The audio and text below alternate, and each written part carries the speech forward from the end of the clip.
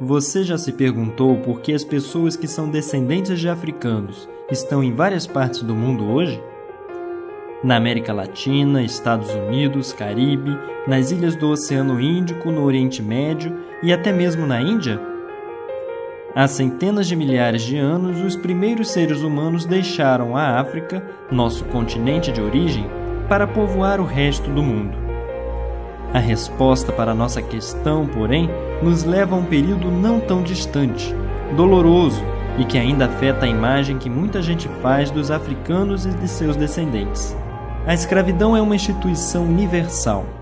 Em outras palavras, ela existiu de várias formas em muitas culturas e sociedades.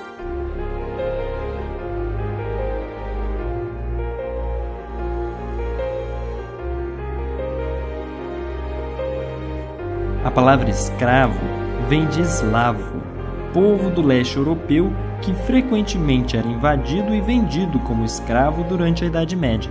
Mas quando as pessoas falam da escravidão hoje em dia, a maioria pensa nos habitantes da África subsaariana e nos descendentes de escravos africanos das várias partes do mundo. Vamos voltar um pouco no tempo, para a época do comércio de escravos, especialmente para o período das grandes navegações. Vamos assistir a uma animação sobre a experiência e a lógica de personagens da época.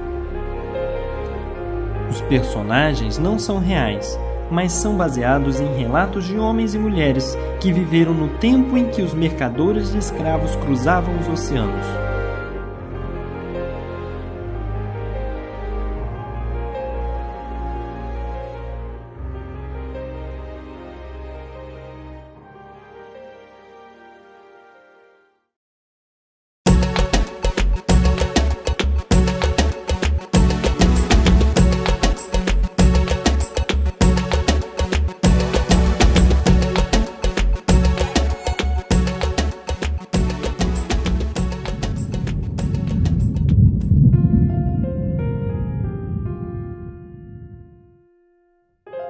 Sr. Brooks é um grande comerciante de escravos de Liverpool, na Inglaterra. Ele vai nos dizer por que se envolveu na compra e venda de seres humanos.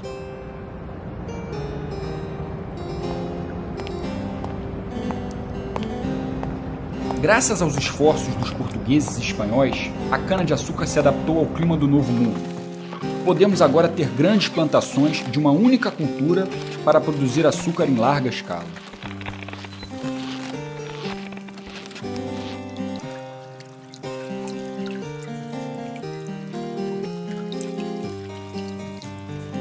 As grandes famílias europeias eram apaixonadas por açúcar, mas o alto preço impedia as pessoas mais pobres de comprá-lo.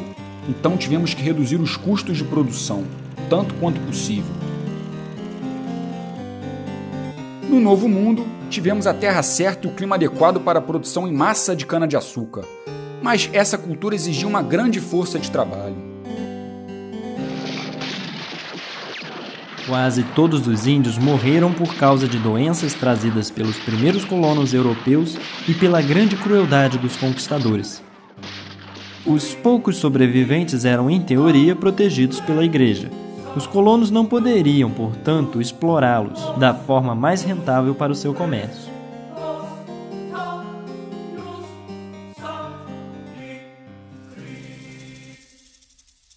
Aquelas terras distantes que muito imaginavam estar cheias de canibais assustavam muitos europeus, e mesmo os mais infelizes moradores da Europa hesitavam em ir trabalhar como operários agrícolas nas Américas.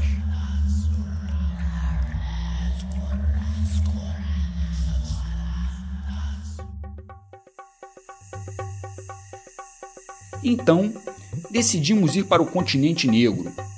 Nós já mantínhamos boas relações comerciais de longa data com vários reis africanos e alguns grandes comerciantes, com os quais trocamos principalmente marfim, ouro e especiarias.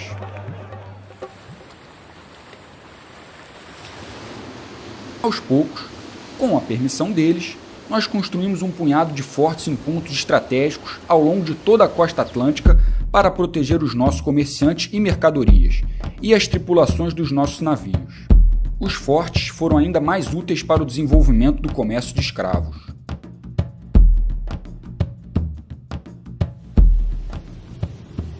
A partir do século XVI, as grandes potências marítimas europeias da época, Portugal, Inglaterra, Espanha, Holanda, França e Dinamarca, começaram a fazer dinheiro neste comércio. Os navios deixavam os portos europeus carregados de armas de fogo, tecidos sofisticados, bebidas e produtos de luxo.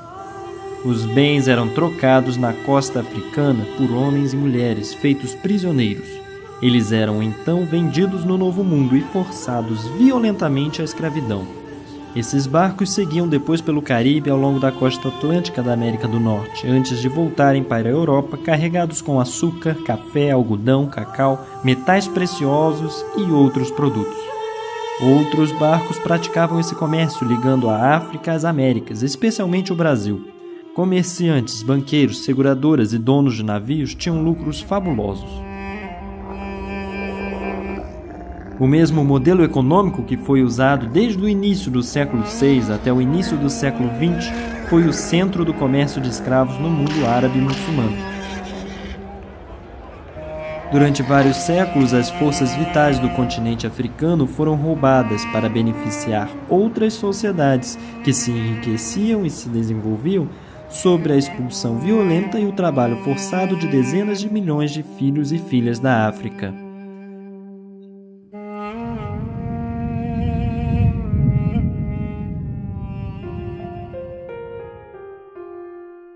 Mussa estava esperando impacientemente sua iniciação. Ele ia finalmente se tornar um homem, o grande caçador Bedik, aprendendo os segredos das florestas e animais. Mas Mussa nunca foi iniciado. Ninguém me contou nada, mas eu acho que alguma coisa estava acontecendo. Eu conversei sobre isso com Tumani, o meu melhor amigo. Estava praticamente certa a nossa iniciação. Seríamos grandes guerreiros destemidos. Todo mundo estava ocupado na aldeia. Os preparativos superavam os do festival da colheita passada. Apenas meu pai parecia preocupado. Ele foi avisado de que caçadores de homens foram vistos próximo ao nosso vilarejo. Ao amanhecer, foi acordado por um grande alvoroço, pânico, gritos, tiros por toda a parte. A nossa aldeia estava sob ataque. Nossos guerreiros e as suas lanças eram impotentes contra os homens que carregavam armas de fogo. Até Sidik, o mais forte guerreiro entre nós, foi capturado como um animal selvagem. Eu estava preso ao Tonami, por um pedaço de pau colocado no pescoço. Nossas mãos e pés estavam amarrados juntos. Um cavalo tinha pisado no pé do pobre coitado, e ele estava mancando. Nós estávamos exaustos, caminhando há várias luas. As mulheres e crianças pareciam exaustas. Nossa fila ficava maior a cada parada, quando novos cativos, recrutados à força por caçadores de homens, se juntavam a nós. Depois de andar por milhas e milhas, eu vi à distância os contornos de uma cidade enorme que parecia dominar todo o deserto. Deve ter sido Djedje. Meu pai me falava muito dela. Ele me disse, é uma cidade desonrosa, uma cidade onde seres humanos são vendidos.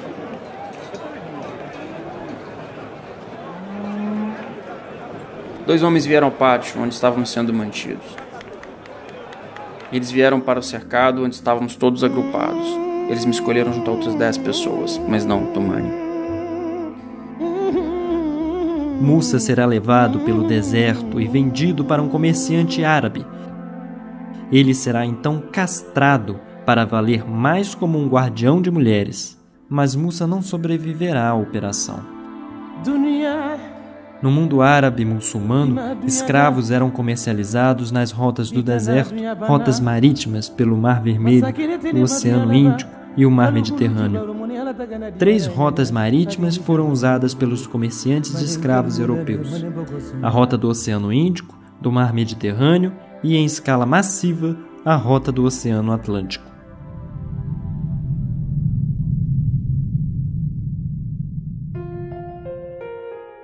Lala vem do Reino do Congo. Ela foi capturada por caçadores de homens enquanto buscava lenha para cozinhar o jantar. Ela conta alguns momentos da viagem no navio negreiro como se fosse um diário de bordo. Embarque. Tiraram a gente das celas escuras e úmidas, onde a gente ficou amontoado durante várias semanas. Levaram a gente de canoa para um dos navios enormes ancorados perto da fortaleza. Eu nunca tinha visto nada assim. Mais homens brancos estavam esperando a gente lá. Um homem branco com uma cicatriz grande na cara pegou meu braço, me empurrou no navio. Tava todo mundo com medo. Eram muitas chicotadas, gritos, sangue. A gente foi jogado num porão escuro do navio. Homens de um lado, mulheres e crianças de outro. Primeiro dia da travessia. Tava um em cima do outro, tudo apertado. As correntes estavam bem presas no casco do navio e a gente quase não conseguia se mexer. Eu não conseguia respirar direito. Quando a gente enjoava com o balanço do navio, vomitava um no outro. Era um cheiro de vômito misturado com cocô, xixi, suor, tomando conta do porão inteiro. Segundo dia da travessia. Eu fui arrancada com força das minhas correntes, junto com outras meninas. Quando a gente estava no convés, 3 homens brancos pegaram os baldes, jogaram água do mar na nossa cara.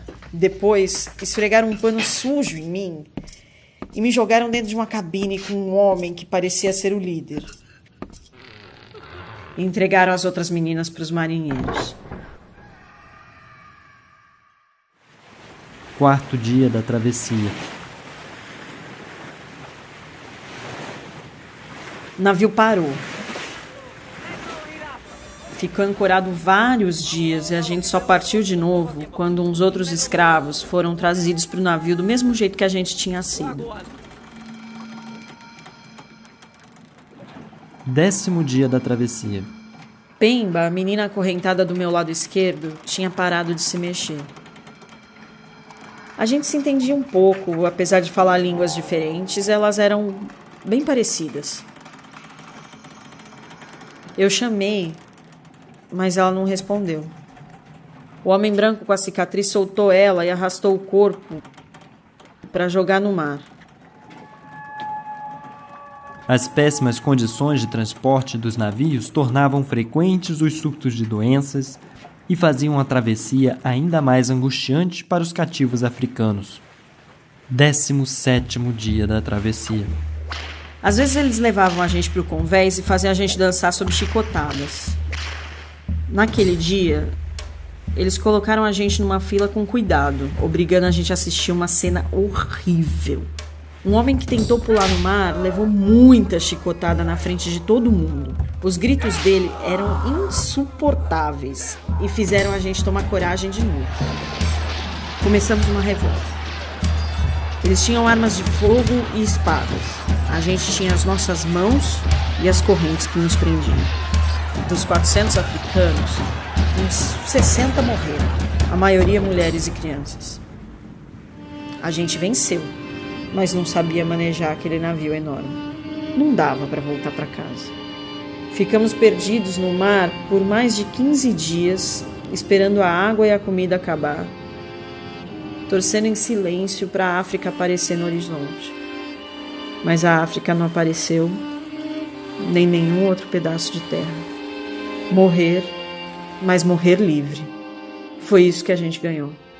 A travessia forçada de Lala e de seus companheiros durou apenas 17 dias por causa da revolta bem-sucedida, mas navios negreiros podiam levar 1 mês e meio a 2 meses para atravessar da costa africana para o outro lado do Atlântico, dependendo do ponto de partida, do ponto de chegada e das condições do tempo. Cerca de 20 a 30% dessas pessoas, vistas como mercadorias, morriam durante a viagem. As taxas de mortes eram muito próximas às do êxodo forçado pelo deserto do Saara. As caravanas de escravos cruzavam centenas de quilômetros, sob um sol escaldante, com má alimentação e muito pouca água. O destino dessas vítimas foi, portanto, não mais invejável do que o das pessoas que tomaram as rotas do Atlântico ou do Oceano Índico. Monsieur Massé é um colono na ilha de Bourbon. Sua fazenda é altamente rentável na produção de cana-de-açúcar e café. Ele vai nos contar o seu método para garantir que seus 182 escravos trabalhem duro.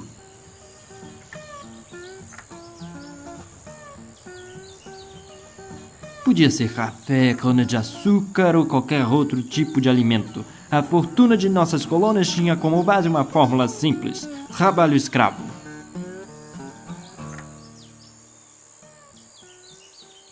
Na minha fazenda, lutei contra a preguiça natural dos escravos com métodos bastante vigorosos e eficazes.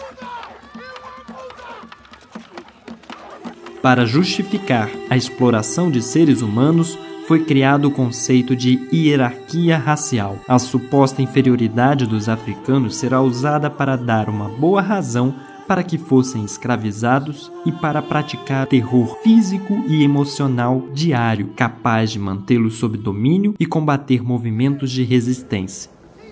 Sabíamos todas as artimanhas que os traficantes de escravos usavam para nos fazer pensar que os doentes estavam em boa saúde.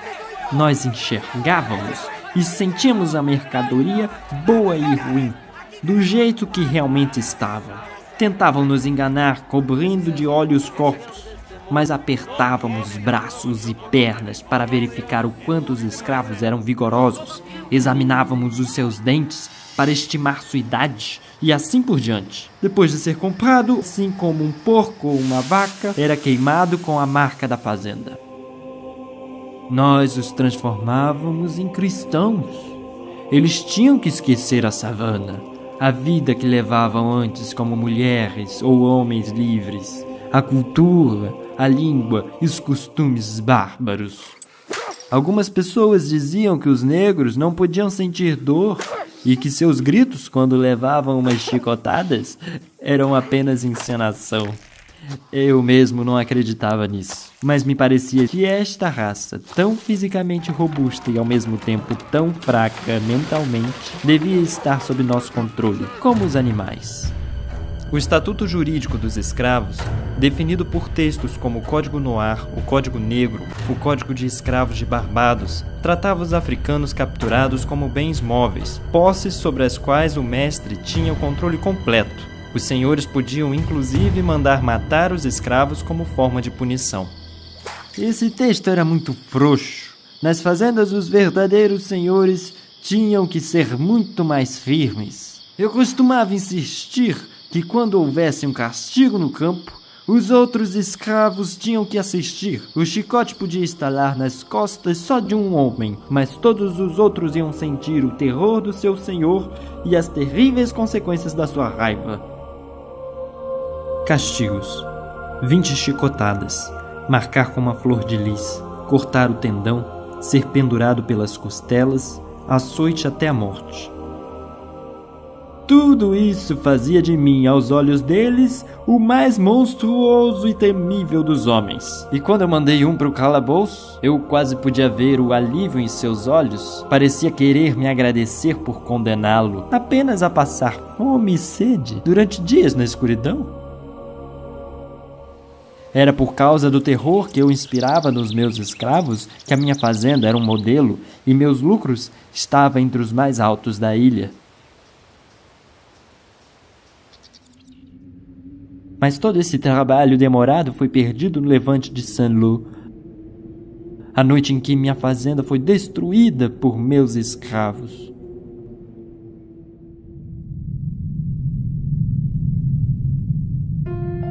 Juan nasceu na escravidão em Cuba. A mãe dele foi vendida. O pai, que havia tentado fugir muitas vezes, ele viu ser enforcado. Juan vai nos contar como sua longa jornada de trabalho diária era organizada.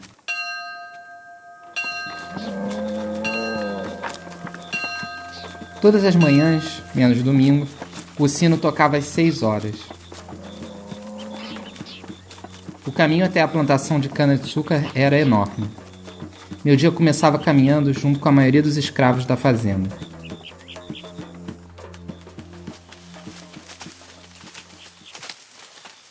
No campo, você tinha que se abaixar, puxar o caule da cana e cortar com 2 ou 3 golpes pesados de facão.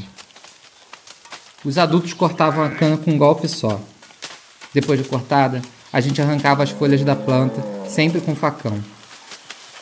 Isso é o que a gente fazia todo dia. Eu sentia o sol queimar a minha pele. Era um trabalho muito cansativo. Agora eu entendo por que meu pai sempre tentou fugir. Ele me disse que o senhor da fazenda forçava a gente a trabalhar como animais, mas que eu nunca podia esquecer quem eu era. Um ser humano e não uma besta dos campos nascida para a cana, o café, a banana ou o algodão. Às vezes, o feitor me mandava ir esvaziar vagões cheios de cana. Eu tinha que colocar tudo no triturador. Tem que ser muito forte para fazer a máquina trabalhar e tirar o caldo de cana até o final. Os homens continuavam chegando até a máquina com mais cana para moer. Depois recomeçava tudo de novo e de novo. Nem uma gota podia ser perdida. Antes do anoitecer, a gente deixava os campos e assumia outras tarefas, normalmente na casa grande. Às vezes, quando não era tempo de colheita, o meu dono me alugava para o Sr. Garcia. Eu tinha que ir trabalhar nas minas dele. Conheci outros escravos por lá. Eles não falavam uma palavra de espanhol, mas sabiam muito sobre o trabalho nas minas. Eu só voltava para minha cabana à noite. Era engolir rápido uma pequena ração de milho peneirada e um pouco de bacon antes de cair na cama de palha.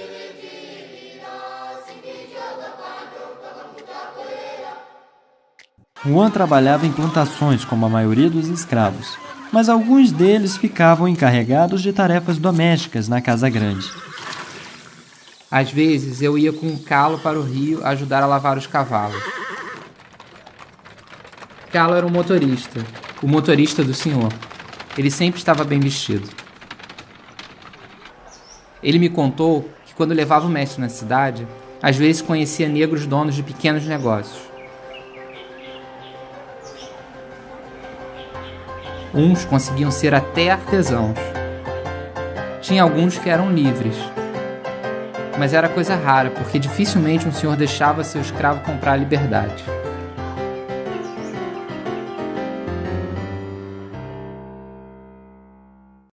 Numa noite de domingo, o mestre me viu olhando para um livro que Calo trouxe da cidade de presente para mim. O senhor normalmente era bom comigo, mas ficou furioso e pegou o livro da minha mão. Essas coisas não são para os escravos, gritou-me encarando nos olhos. Escravos eram muitas vezes vistos apenas como cortadores de cana. Mas, na verdade, os escravos ocupavam funções diferentes na sociedade escravocrata. Por exemplo, a construção de prédios, estradas, portos, navios ou funções no exército, entre outras. No caso do comércio de escravos no mundo árabe e muçulmano, os escravos às vezes ocupavam funções muito importantes, oficiais de alta patente do exército, assessores pessoais de soberanos. Alguns deles ocupavam até postos importantes de comando. Seja no comércio transatlântico de escravos ou no comércio de escravos no mundo árabe e muçulmano, os homens e mulheres reduzidos à escravidão trouxeram com eles valiosos conhecimentos e habilidades, como o domínio de várias técnicas na agricultura, construção, navegação fluvial, mineração e metalurgia. Dessa forma, eles ajudaram a exportar as habilidades e tecnologias africanas para os países que os exploraram.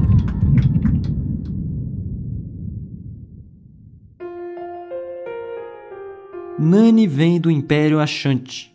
Quando criança, ela foi capturada, vendida e enviada para as Índias Ocidentais Britânicas. Seu único pensamento desde que chegou tem sido fugir para as Montanhas Azuis, sinônimo de fuga e liberdade. Decidimos fugir da fazenda faz alguns meses. Aproveitamos o momento em que o feitor começou a chicotear uma mulher grávida. Meu irmão voou para cima dele. Bastou um soco para derrubar o homem. Outros escravos decidiram se libertar e fugir conosco. Para confundir o capitão do mato, nosso grupo teve que se dividir. A gente sabia que os colonos brancos, os cães de caça e um pelotão de soldados de prontidão na ilha estavam atrás de nós. Encontramos abrigo em um ponto estratégico nas montanhas, de onde dava para ver o inimigo avançando. Era fácil atacar primeiro. Nossa comunidade ficava mais organizada e bem estruturada. A gente vivia de nossos cultivos, da criação de animais, da caça e da coleta. Mas era difícil não lembrar de outros escravos nas plantações. Às vezes, meu grupo fornecia veneno para eles poderem se livrar dos senhores autoritários ou mesmo sádicos.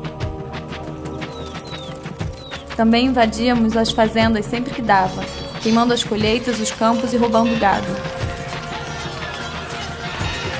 Nessas horas, a gente libertava mais escravos. Eles passavam para o nosso lado. O exército inglês perdeu. Causamos tantas derrotas que a Inglaterra foi obrigada a assinar um tratado reconhecendo a nossa liberdade e a independência de nossas terras.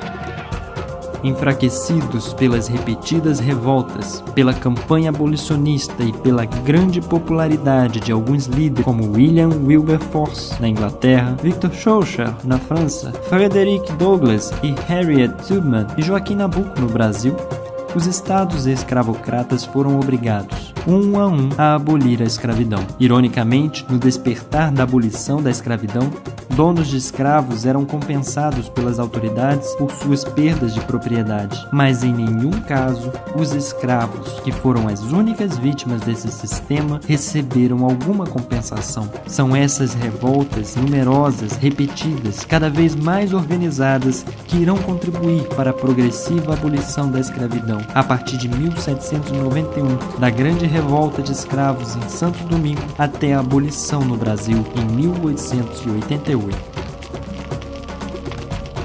Enfim, livres, os escravos venceram depois de travar uma batalha diária por mais de 400 anos. Das aldeias africanas para os porões dos navios negreiros e plantações, esses homens e mulheres constantemente se revoltaram, protestando contra uma situação de vida desumana.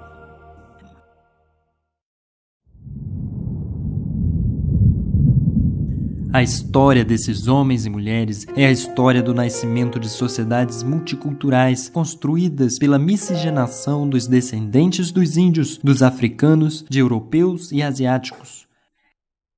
É a história da música que nos movimenta e que ouvimos todos os dias: blues, salsa, samba, maiola, hip hop, reggaeton. É a história do candomblé brasileiro, do sincretismo religioso, dos orixás, das formas de movimento corporal entre a dança e a luta, como a capoeira.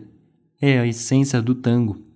Esses homens, mulheres e seus descendentes conseguiram transcender a opressão sem precedentes para deixar para a humanidade como um todo uma herança de imenso valor no campo das artes, conhecimento e pensamento, na política, na espiritualidade e na ética.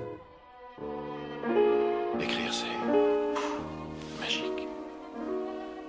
Tu n'as pas eu ce sentiment? Je me souviens quand Rosa Parks se rebella dans le bus à l'heure de la lutte des races, noir le fruit de l'arbuste. Je me souviens de Martin Luther King et son rêve, dans lequel les hommes seraient égaux et prêts pour la trêve. Je me souviens de Marcus Garvey, le prophète man, de Malcolm X et de Nation of Islam. Je me souviens de Muhammad Ali et de sa frappe légendaire, un brave avec un fort caractère. Je me souviens quand Jordan s'éleva dans les airs, quand Usain Bolt fendit le vent et la poussière. Je me souviens du roi Pelé, de son jeu ensorcelé, de son talent à pousser le ballon dans le filet. Je me souviens de Terry, carrure impressionnante, un guerrier olympique qui peut te laisser dans la tourmente. Je me souviens aussi de Miles et de son jazz enflammé, de Jimmy et de sa guitare endiablée. Je me souviens de B.B. King et de ses airs swing, de Bob Marley cause I wanna jamming. Et comme Pai et Imbra, tel les Dos Gardenias, sa mélancolie cubaine, tu couches même ton carré d'as. Sur un son de Michael, le roi de la pop, ou de James Bond dans son play dans le hip-hop. Je me souviens de Madame Morrison,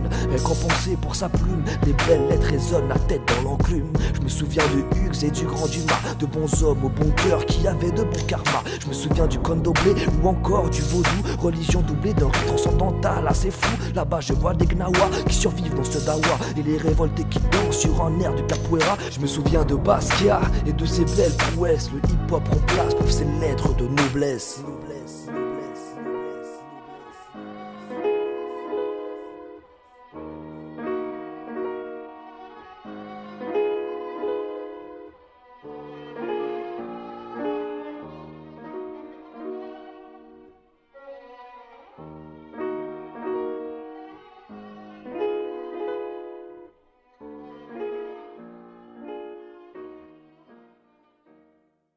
Esses escravos triunfaram depois de serem oprimidos por muito tempo. Eles responderam à violência e à vida desumana com resistência. Resistência física. Incontáveis revoltas como a do Haiti, primeira república a aplicar a universalidade dos direitos humanos. Resistência diária através de 1000 truques para minar o sistema escravocrata e, principalmente, resistência cultural através da dança e da música, da religião e da língua. Eles provaram que a falta de humanidade e a barbárie não eram características daqueles escravizados por meios da violência, mas dos opressores. O comércio de escravos e a escravidão são agora coisas do passado, mas eles deixaram em seu rastro o racismo, um veneno resistente que assola nossas sociedades até hoje. Desde 2001, o comércio de escravos e a escravidão são reconhecidos como crimes contra a humanidade no direito internacional. Mas isso significa que a escravidão não existe mais? Será que não tomou outras formas, menos evidentes, enquanto ainda transforma seres humanos em propriedade uns dos outros?